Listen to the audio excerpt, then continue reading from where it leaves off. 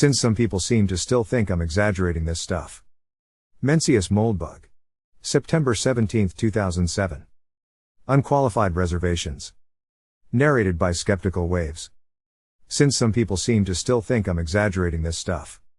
From an essay by Robert Weisberg, Professor Emeritus of Political Science at UIAC.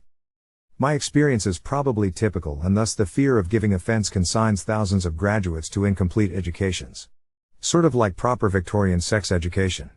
A vicious cycle is created, safe lectures beget boredom, and this only encourages yet more sleeping and more garbling. This censoring can also have more tragic consequences for those oblivious to awaiting minefields.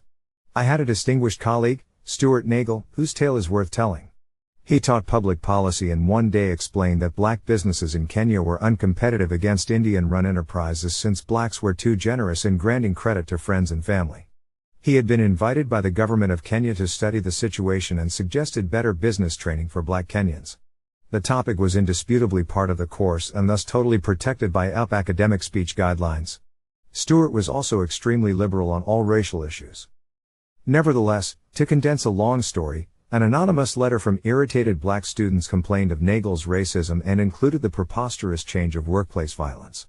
After a protracted and bungled internal university investigation, 2 federal trials, I testified at one, he was stripped of his teaching responsibilities and coerced into retirement.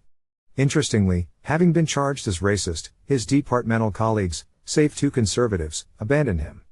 A few years later, partially as a result of this emotionally and financially draining incident, $100,000 out of pocket for legal fees, he committed suicide. I can only speculate that he believed that years spent being a good liberal, including service in the Justice Department's Civil Rights Division, would insulate him from being denounced as a racist.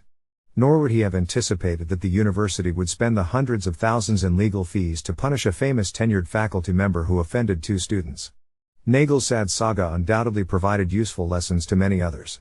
Stupidity can really be dangerous, even in a university. Better keep quiet. We now return you to the menace of global warming.